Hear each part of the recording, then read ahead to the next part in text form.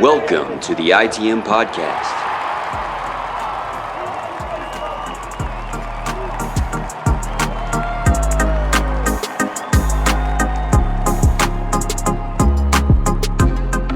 This is episode 277 of the ITM Podcast, the official Boston Red Sox podcast of the CLNS Media Network, brought by Prize Picks, the exclusive daily fantasy partner of the CLNS Media Network.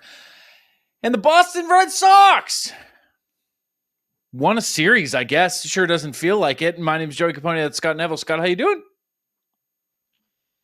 It's a weird one. It was a weird one. That's when the run differential gets thrown out the window. Three very different games. I don't feel good walking away from that series, like saying that they won the series. Like, I know that they played 3 games. The Red Sox won 2 of them.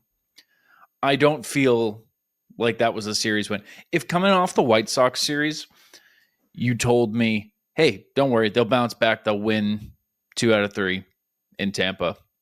And Bregman will go 5 for 5 one night. And they'll be good. They'll be good. They will be back to 500. They'll be 10-10. How's that feel? I'd probably say that sounds great, but I'm here and I'm like, gross. Very gross. We're going to start with the most important thing, Scott. This is, if you're tuning into ITM, you're like, I got to hear their takes on the most important thing. I hate the park. I hate it. It's like watching a spring training game. It doesn't feel like Major League Baseball. It looks like college every time they cut to the high home.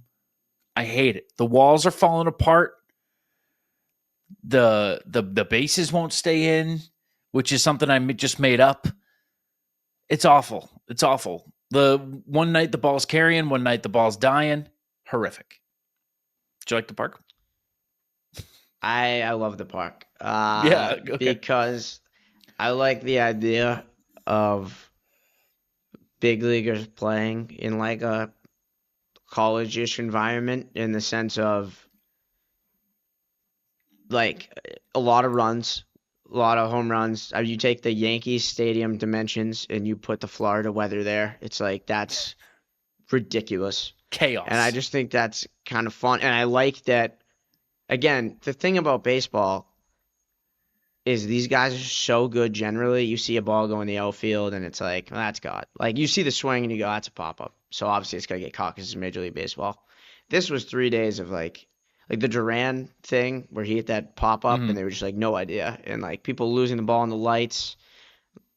That's just stuff you don't get to see at the Major League level. You don't get to see like that happen when Duran's swinging. You get to see that when you're watching college, or it's spring training and the sun balls happen because they play at 1 o'clock in Florida. Like, those weird things. I thought that was kind of a unique part. Now, would I want to lose a playoff game because of a light fixture? Probably not. But probably not. It was one. I felt like there was going to be 15 runs a game, and any ball could be a home run. And also, like I said, it was weird baseball. It was unpredictable, and I think you don't get that enough in Major League Baseball. The center fielder losing his hat, I think a shoe, and his batting gloves, doing a 720 to try to find a ball on the warning track. Unbelievable. It's so apparent because like they explained it. And in case you're wondering, like, well, why are they losing ball? Because the lights are so much lower, because there's no upper deck. The lights are so much lower that anything hit high disappears into the night sky and then reemerges back into the light. So you've got to just really trust your gut and follow it and scan the stars for a baseball. That shouldn't be the case. They shouldn't be fucking playing here. And I was thinking that the whole series, but the moment on the Story foul where like the wall collapsed down the right field line, right fielder went for a foul, nearly brought the stadium to its knees. Just embarrassing. I felt embarrassed as just a fan of the division, I guess. I don't know. I was just like, I hope nobody else is watching this. I hope no national fan is tuned in. This is embarrassing. I don't like it whatsoever. They also made a good point on the broadcast that, they covered up a bunch of the Yankees branding with Rays stuff, obviously. But like not all of it. It's like still there a little bit. Like if you show up to work every day as a Tampa Bay Ray, and there's going to be Yankees signs as you're coming in. There's Yankees signage on the doors in the clubhouse. I'm sure the clubhouse floor, ceiling, walls, whatever. Like I don't know if they replaced every single remnant. I mean, it's out in the stands. It's on the side of every row and aisle. Like yeah, they didn't come close. And it's at the end of the day, it's Steinbrenner Field, so there's always that as well. No getting around that one. I mean, if they were to switch it and make it a Rays, who's the most influential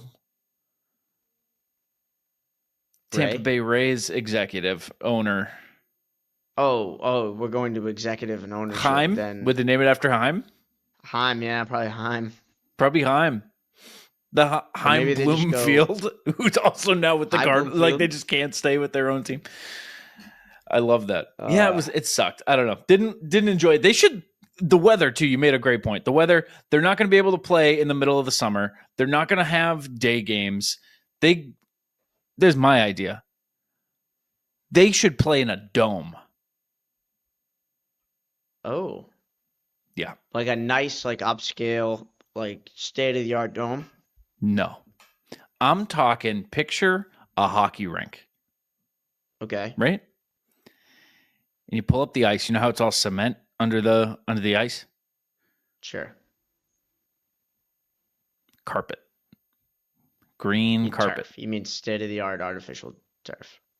I mean like felt. Like a layer of green felt. Like you're at story time making a project at the library.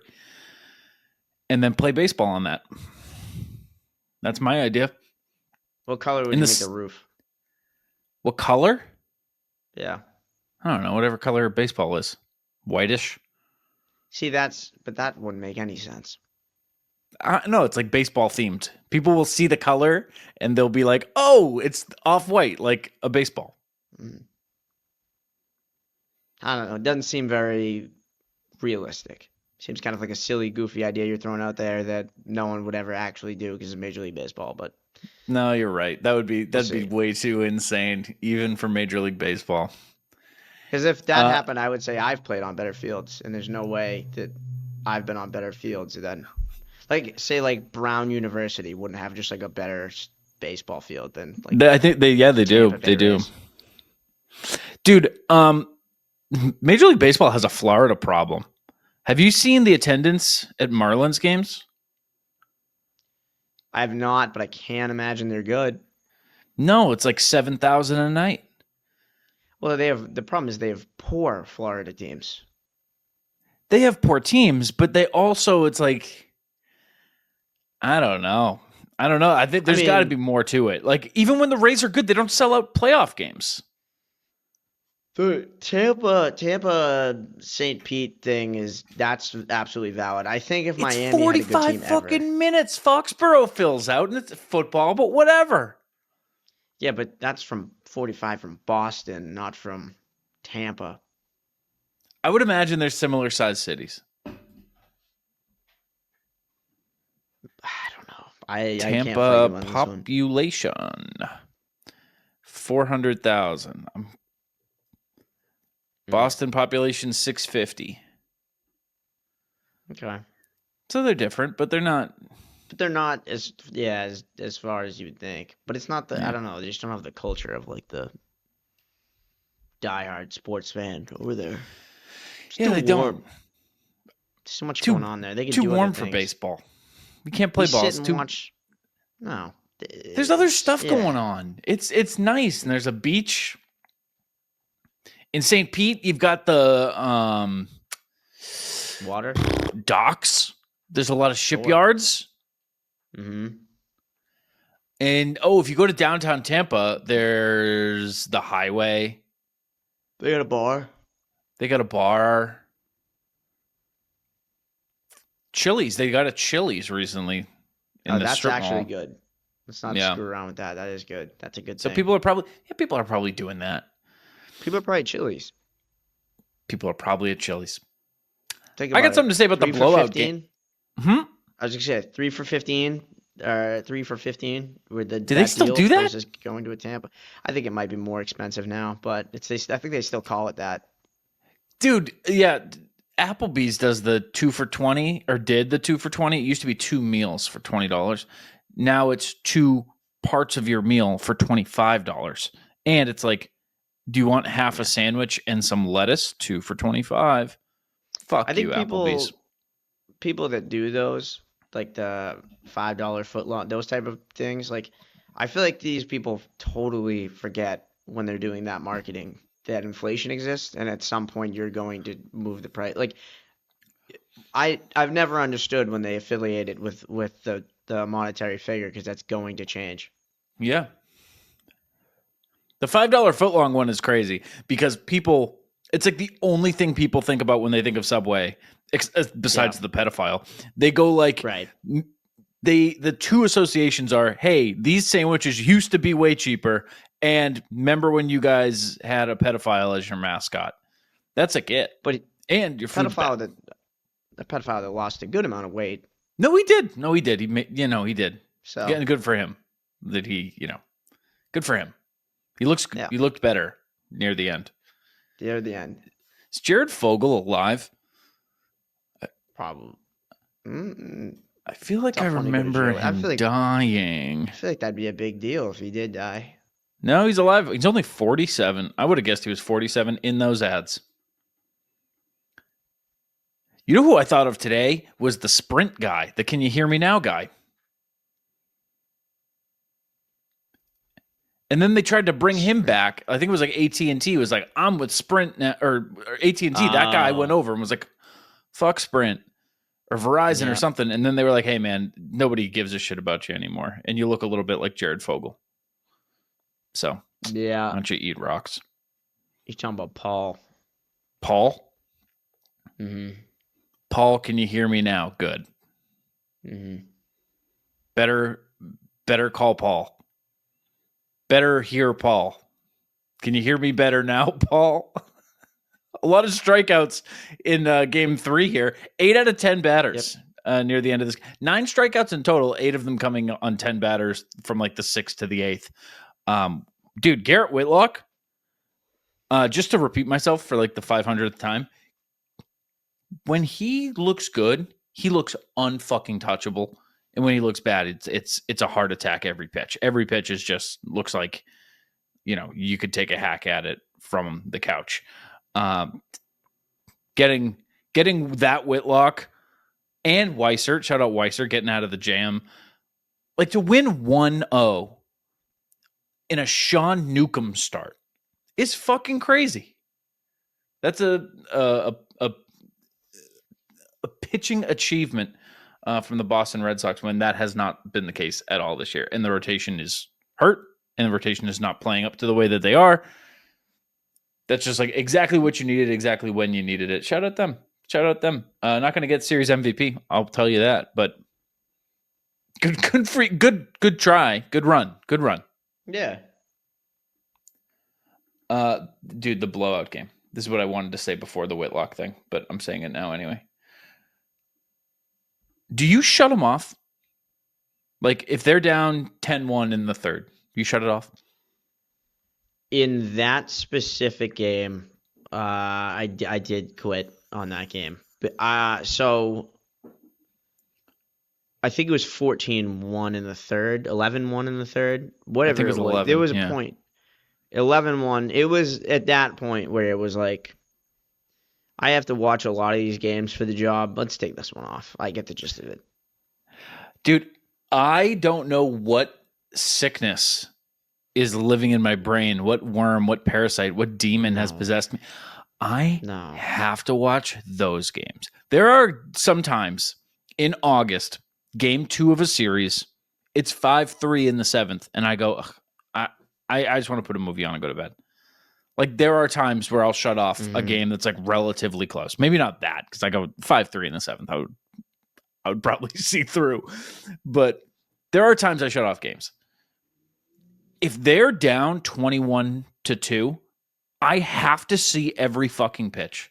And I have to sit there and shake my head. And it's a car crash thing, dude. It's like I have to watch them burn. I do like those like bear claw moments. Like remember him when he would come in and have to get like he would just give up like 19 runs and Cora would just stand there and just be like again. Yeah. And then he would give up a double and he would go again. And he would give up a home run and then Cora would take a step back into the dugout further. Yeah. Like, 5 in the third, 141 pitches. Yeah, just sorry, man. 35,000 people watching. This is the worst day of your life. This is literally a nightmare for you. I will never pull you. Those are kind of moments I do find intriguing, and then usually the auto DFA the next day for that player, because like you can't even use him, and he's like you just burned a guy just to keep the fresh arms. I do like those kind of things in baseball, but this was one of them where, I just would rather do something else. Yeah. I mean, I get it. I think the White Sox one felt more like that to me. Like, because that one felt like, because that was frustrating. That was like they should be kicking the shit out of this team. And if you're going to lose, there's no world where they should kick the shit out of you like this. The Rays one felt like, hey, Tanner's having a really bad night, and the game's basically over in the second, third inning. Like, it's over. And now it doesn't matter what happens from here. But hey, there's 2 more games of this series. That's how it felt. It was kind of like, hey, you know what? It happens. Let's watch it burn while it's here. The White Sox one, I was like in denial. I think I don't know if I did text you. I kept putting money on the Red Sox every inning. Oh, I was like, you did not tell me that. Yeah. That's a good hole that I got to dig myself out of. But it was like every inning, I was like, they're not going to lose 6-1 to the White Sox. They're coming back. They're not going to lose 8-1 to the White Sox. They're coming back. They didn't. No. But this one, I mean, I never watched for a fucking second in the Rays game. Was I ever like, oh, hey, they're still in it. It's still early. I'm like, no, the game's fucking over. But I have to watch them crash and burn. I have to watch them strike out 11 times. I just have to do it. If you want to get yourself out of a hole, did you know that Prize Picks is the best place to get real money sports action? With over 10 million members and billions of dollars in awarded winnings, Prize Picks has made daily fantasy sports accessible to all. You just pick more or less on at least 2 players for a shot to win up to 1,000 times your cash. Run your game all season long on Prize Picks. Springtime is here, and baseball season is officially underway. Don't miss your chance to add your favorite players from the diamond in your Prize Picks lineups, whether it's strikeouts, RBIs, or first inning runs. Take your pick of more or less for your shot to win up to 1,000 times your cash today. The second half of the basketball season's here. I love a hoop. And the push to the playoffs is heating up on Prize Picks, the best place to cash in on your favorite sports. So download the app today and use code CLNS to get $50 instantly when you play $5. You don't need to win. It's guaranteed. So use code CLNS, $50 instantly when you play your first $5 lineup. Prize Picks, run your game. Scott, a lot of talk about our boy. And Taco Tuesday. Was that early? Taco Tuesday. A lot of talk about LeBron. There's a lot of talk about our boy. And when I say our boy, who comes to mind? Tristan Casas. That's fair, actually, in terms of like who our guy would be. Yeah. Not who I'm talking about. I was talking about Roman Anthony. I don't know why he would be our guy, but I feel like he's our guy. I mean, he's our guy collectively as a fan base, right? Yeah, no, for sure. But I feel like if you had to pick a player for this show, Roman Anthony probably not top 10, although I do have his number. That's right. Yeah, that's right. In a very strange series of events, yeah, you got Roman Anthony's number. That's dude, the numbers that you see from him in AAA, in case you missed it, 35+% barrel rate in AAA this year. Last year, there were only 2 players in Major League Baseball above 20%, and that was Shohei Ohtani and Aaron Judge. Good. I'm concerned how much stock I'm putting into this little child. I see numbers like that, and I'm like, wait, Are we about to unleash like one of the stars of this league?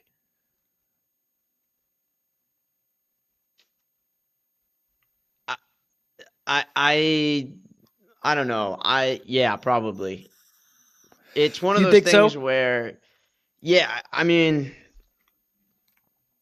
that every single thing you see feels so good because it's not just, oh, he went 2 for 3. It's he hit the ball 111, 113, and they walked 3 times. He has the hardest hit ball in the Sox organization right now. On Like planet Earth. he is hit. Was it? I mean, was 113? Was it the Red Sox record or the team record? I I'm mean, not sure. sorry, the Red Sox or the MLB? No, it's Red Sox record. Yeah. So that 113 means. mile an hour single. So here's the thing: his hardest hit ball. He's hit a ball harder than Devers has ever hit a ball this year. Casas, any of the big dog, Duran, whoever you want to pick. Insane to me. And last year was very similar. His underlying data is ridiculous in that sense. The guy just crushes the ball.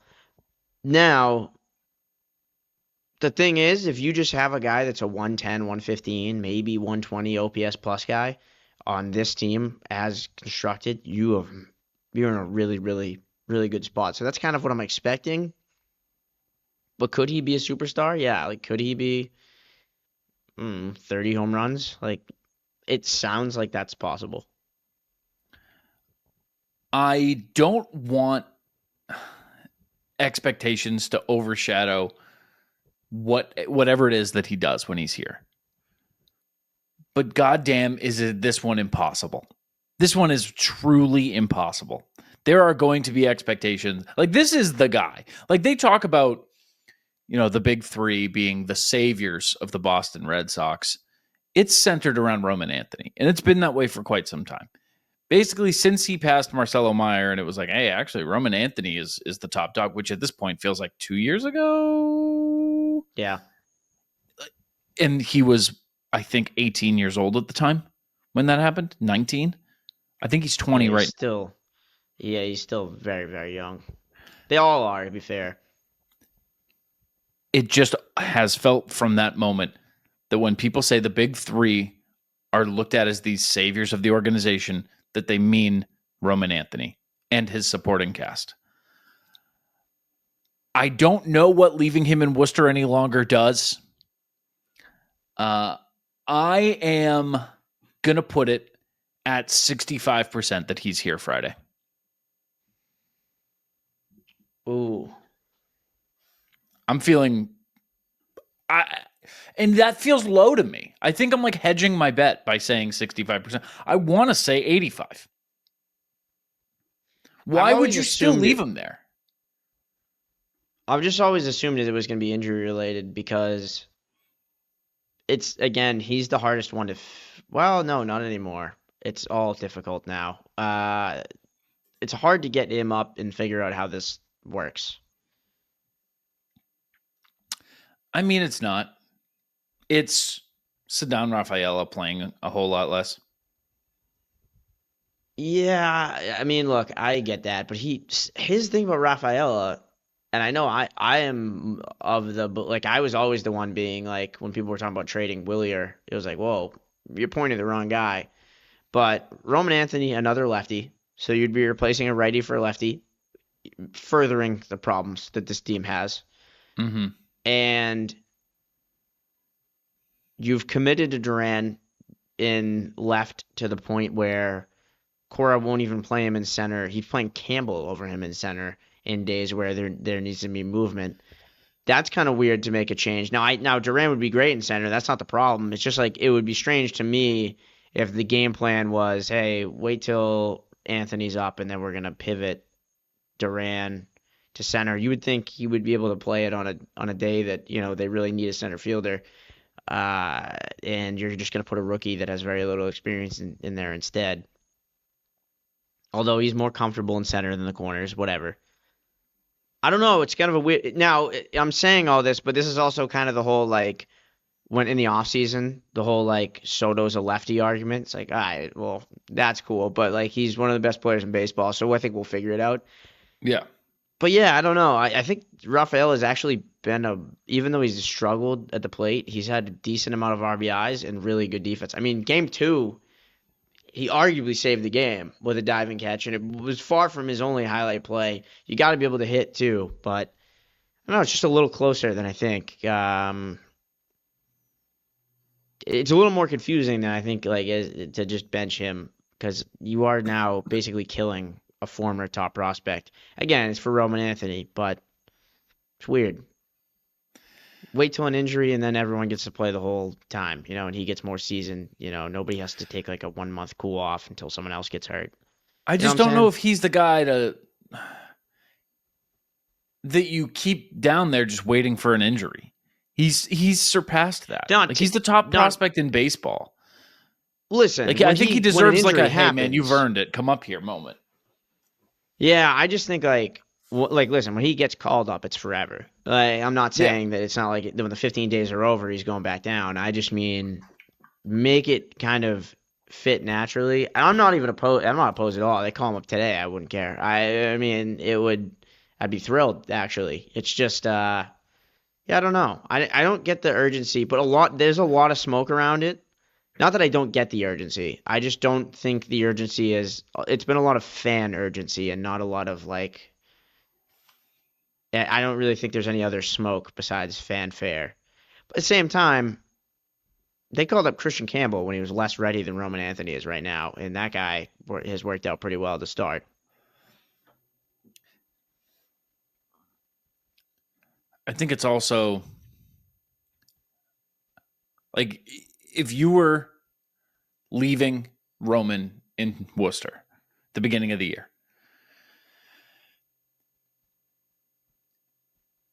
the only reason is that like there's something you want to see. It's not team construction because he's a better hitter than Ceddanne Rafaela. Like he would be one of the better hitters on the Boston Red Sox. So I don't know if there's something internal that would change that. Because like I know that making like that, like you said, that Juan Soto kind of he's so good you just make him work thing. Like I know that comparison is a little out there. It's a stretch, but it's also the top prospect in baseball on a team that's supposed to be very good. That's 500 through 20 games. Mm-hmm. And the kid's putting up record fucking numbers in the minors. It just feels like when that's all the information you have and you put a little bit of blinders on to like, oh, well, where would he fit in the lineup? And how do you make it work with this other defensive specialist? You make it work. You make it work. I think that he falls into the you just make it work category. I also just want him here. Yeah, I do too. I just wonder how legitimate the smoke is. Like, is it coming from just Twitter or is it like? Yes. Yeah, that's it. But at the same time, like, I promise you, like the organization is seeing what he's doing, and like he is kind of forcing the hand. And I think they all knew he was probably ready on opening day. Like a worse team he makes on opening day, absolutely. If they don't have like the best position situation they've had in years, he makes this team relatively easily. It's just, yeah. I guess at this point, maybe you do got to find a spot for him. It just gets weird. I always think about that first, and I'm also probably just like, you know what, let's just get the best players available, and I kind of am ignoring that fact and getting too into the righty-lefty nonsense. But I would love to see him up. Where do you play? What do you put him in left? Play Duran in center? They seem to really want Duran in left. Right, that's confusing. But then what do? You put Anthony in center?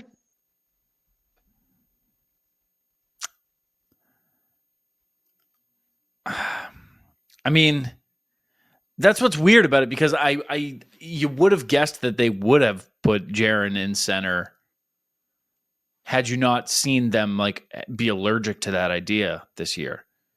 you would have been like, oh, it's easy. Stick Anthony in left and stick Jaron in center. I think that obviously makes more sense than the other way around, but there's something that they don't like about Jaron in center. And Anthony, I'm pretty sure Cora said he sees Anthony as a. Did he say center fielder or did he say left? I remember it wasn't right, and it was kind of weird. What I will say is that so far, the Red Sox have played him, Roman Anthony, 40 innings in left, 25 and a third in center, and 18 in right. So, while it is fairly even, they seem to lean toward left field. And that's a little strange. It's also strange that they're committed to Duran in left field, considering he had like 100 defensive runs saved in center field last year. It was like a Gold Glove caliber player in center field last year. I mean, I get like today why they did it. Like Rafaela is even better than that. He's already got 3 outs above average, I believe, or 3 defensive runs saved. One of the 2, I forget which one. But he's one of the better defenders in baseball this year. He is probably better than Duran over a full season, but Duran is still amazing. And if I don't know, it's just I guess they're playing one game at a time, and they're having Anthony play all 3, so maybe they'll just say figure it out based on that. They probably didn't expect Willier to have 1,000 OPS and complicate matters a little bit. Willier actually cooled off this series. Good for him. Yeah, finally. Yeah, taking a game off. That's nice. About time. He earned it. But I don't know. It just feels when you picture like what the Red Sox outfield, once it's fucking established, like what it should look like, left to right, it's Anthony, Duran, Abreu. That's exciting. With Rafaela as your 4th outfielder. That feels great. And Rob Refsnyder doesn't see time. And yeah, but he would. But he would. We know he would. He should. He's the best against left-handed pitching. He's arguably the best player we have. He run out of room. You run out of room at a certain point. Yeah, but if you rotate the platoon between giving Duran, Willier, and Anthony days off, you also know that it's a rookie, so Roman Anthony's not going to see a single left-hander this season because that's just the core away. Yeah. I don't care if he's the number 1 prospect in baseball. He's not going to. You're so right. The number 1 prospect in baseball is not going to face left-handed pitching. Casas didn't. Duran didn't. Willier didn't. They don't do that. The year 2. We'll wait till you settle in and get comfortable in the big leagues. Then we'll throw a new hurdle at you. Yeah. Relearning how to hit lefties. To be fair, it seems to be moderately effective for development in terms of Duran and Willier. Casas is. He'll get there. People are getting really. We got to talk about that every episode. Unfortunately, he's fine. He's a good player. Let's talk about it. Okay, I have something. His swing looks good. What do you got? This was going to be like a closing thought type of thing, but I'll throw it now because it's relevant. Did you hear what OB said in, I think it was it was either 1 or 2. I don't remember which one. Did you hear his comment about Casas? Probably not. He just, at one point, Devers was up, and he was like, you got to wonder if he's going to start taking some reps at first base. And Lou, being a logical human who covers the Red Sox every day, was like, yeah, I mean, obviously, if one of these 2 guys go down, Bregman or Casas, it's good to have some versatility that he can play the field.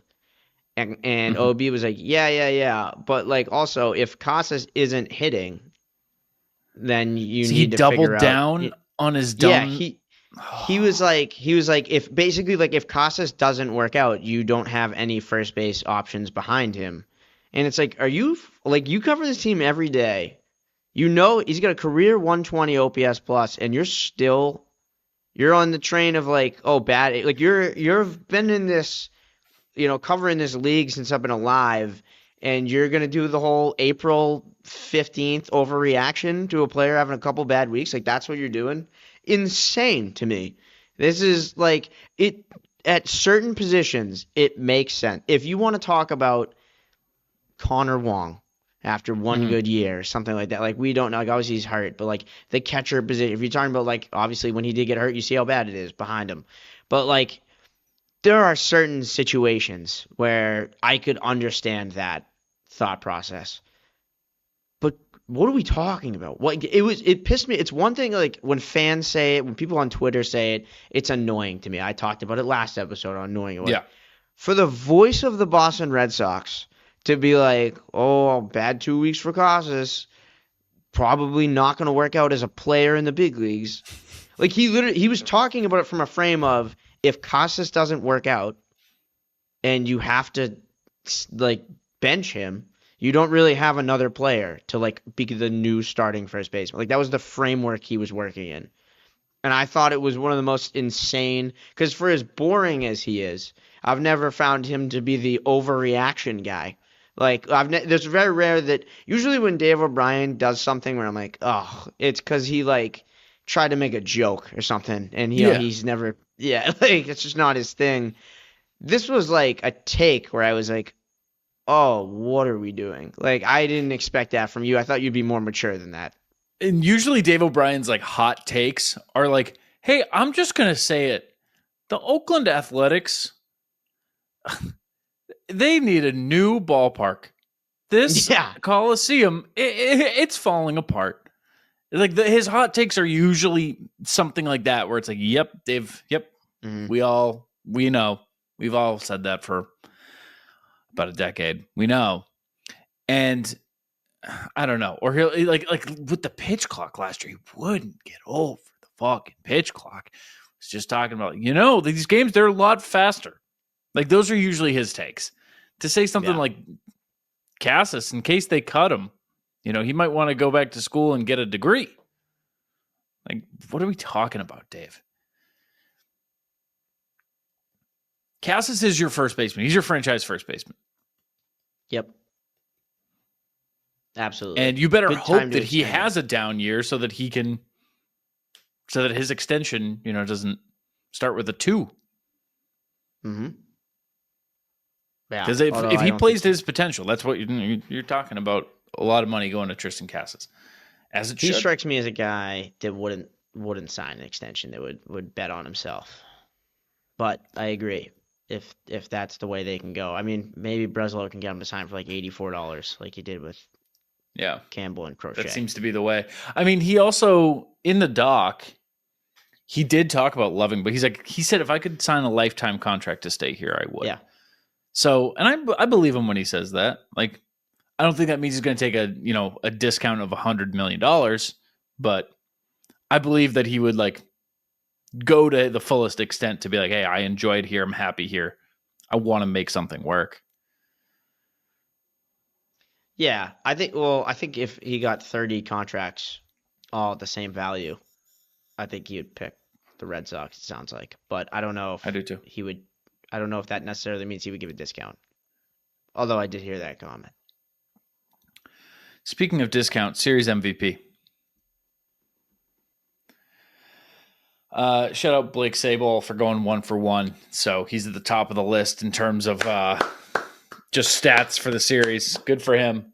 But there's one guy who, although only playing in 2 games, and although only getting hits in 1 game, did manage to put up a slash line of 556, 556, 1333 for an 1889 OPS after going 5 for 5 with 2 homers. Unless you'd like to make a case for somebody else, Scott, I'm going to give my vote to Papa Alex Bregman. New daddy Alex Bregman.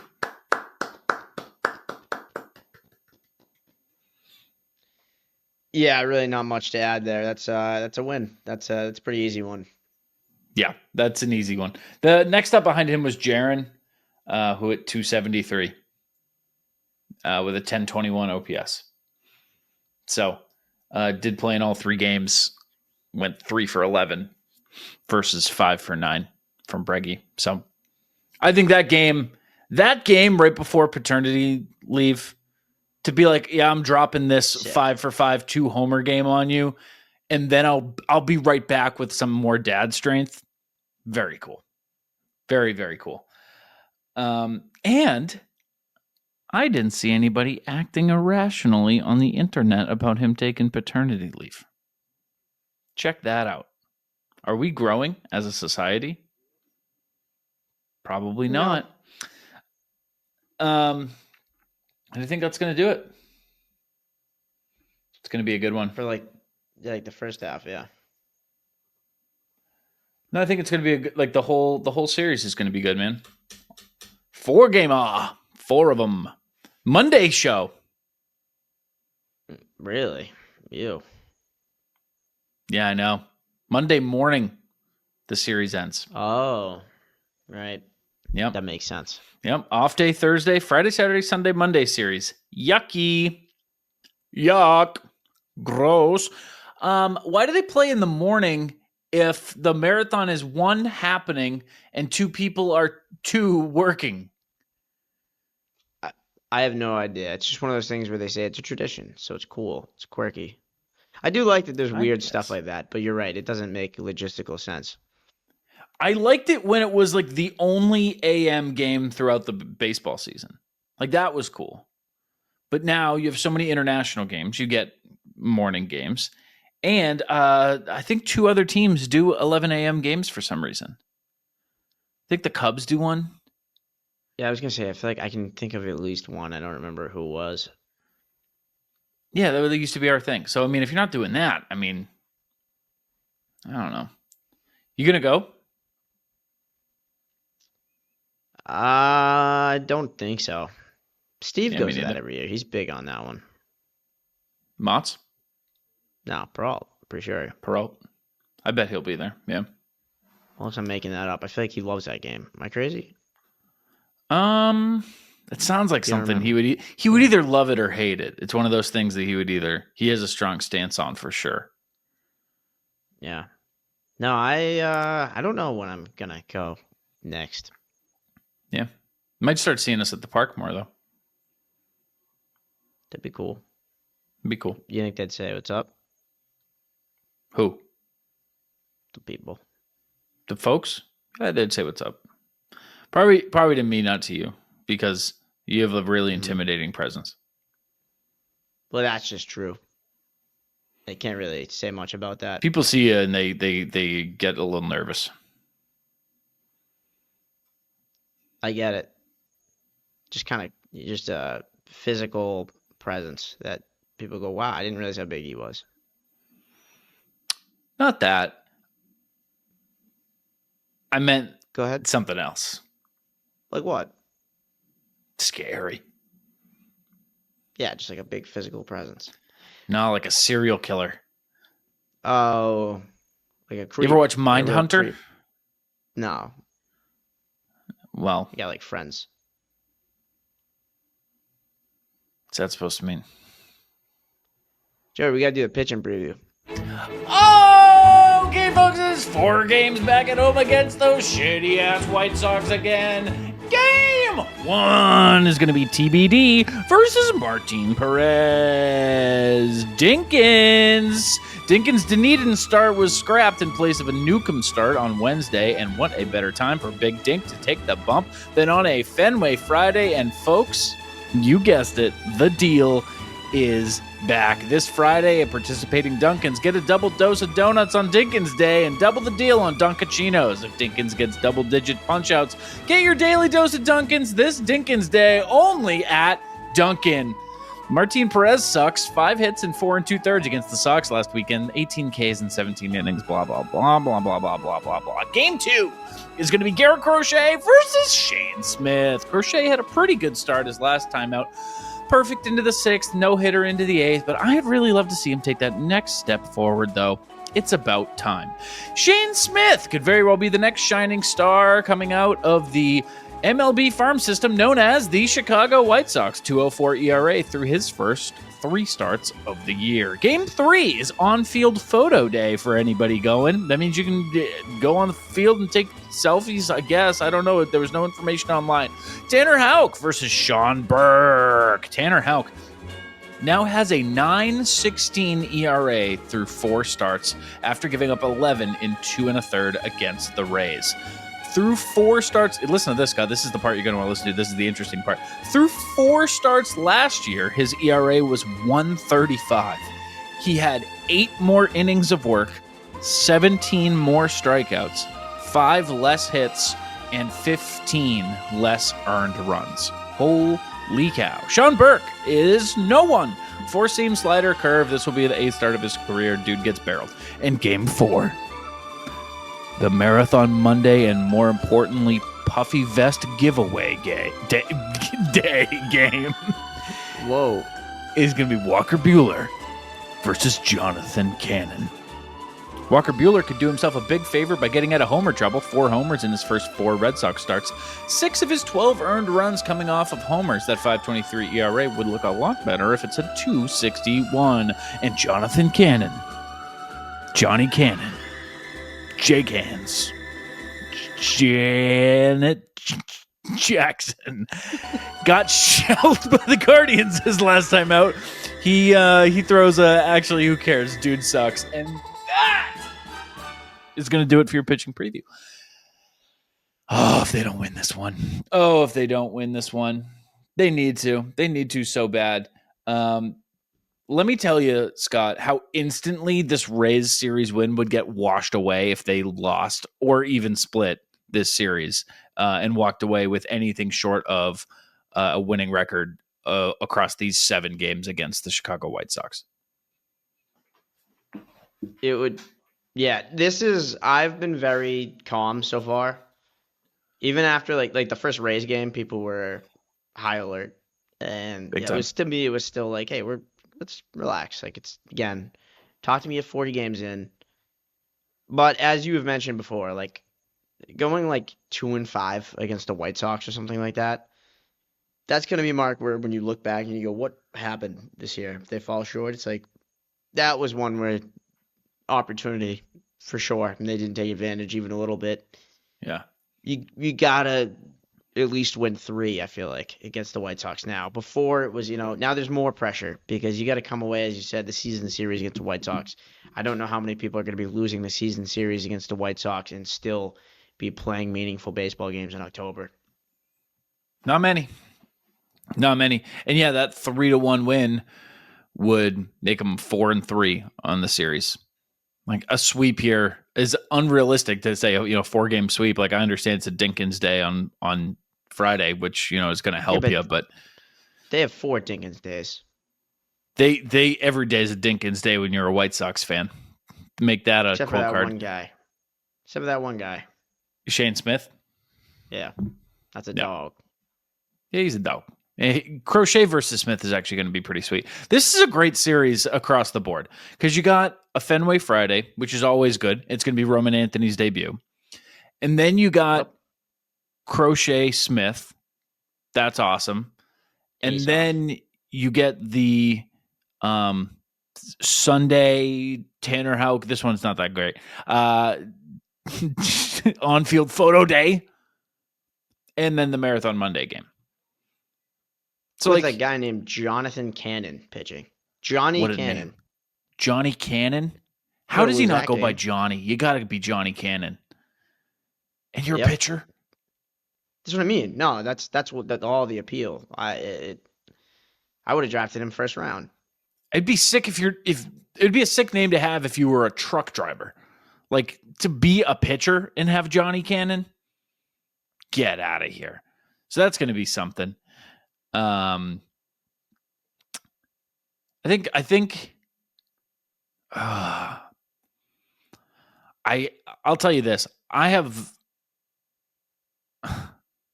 am trying really hard to have some hope for Tanner Houck. He gave me no reason in this past series. This would be a great opportunity for him to turn things around, but I'm looking at the games right now. I feel like that's probably your most likely loss. Which is terrible to say, but I think it is. I think that's like where I am with Tanner Houck anyway. I'm going to say they win 3.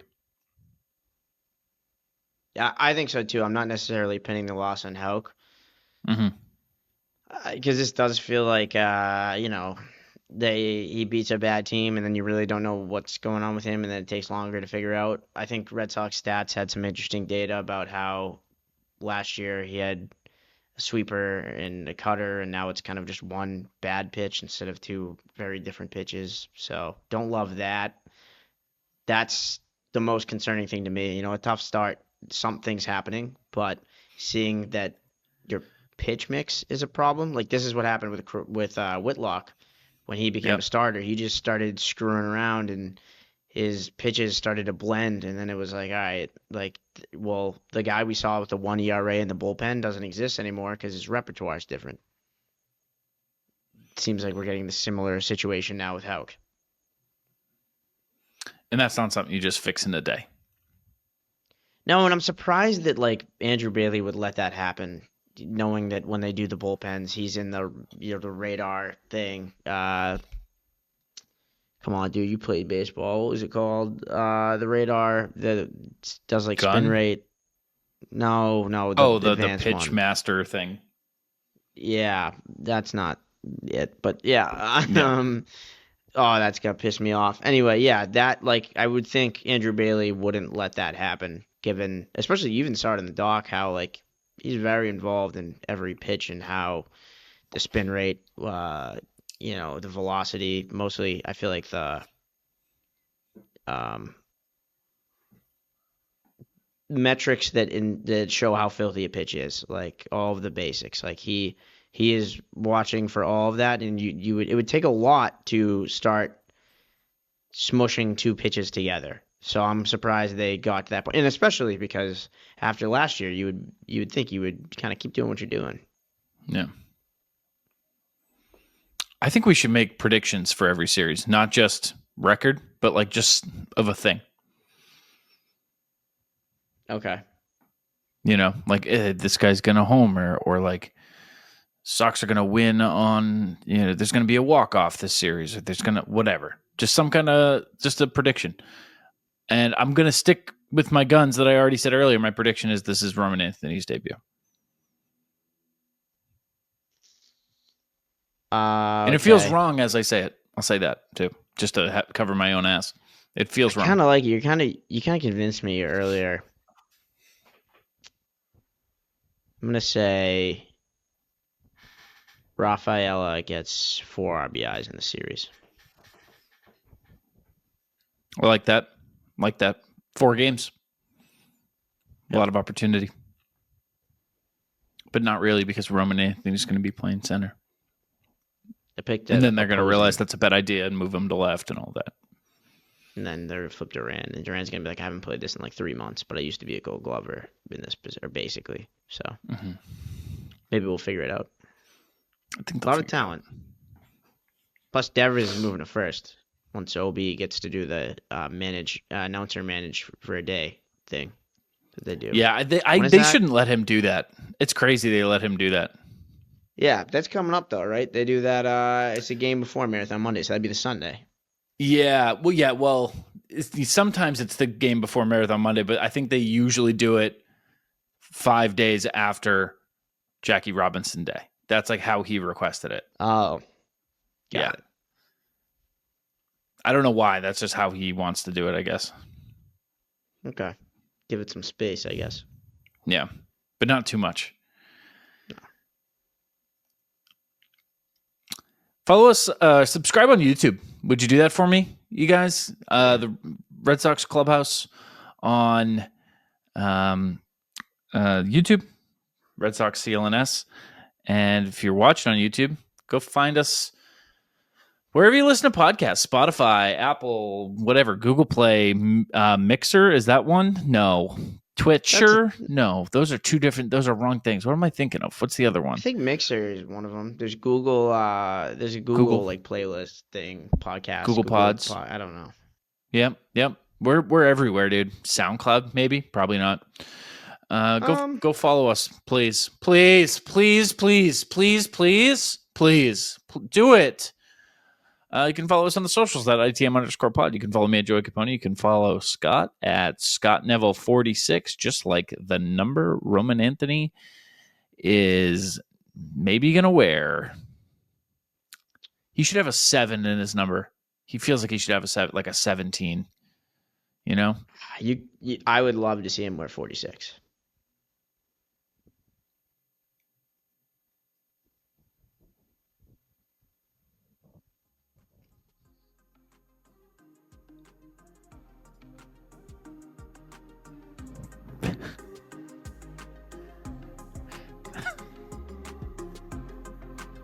For Scott Neville, I'm Joey Copponi. Go Sox, kid.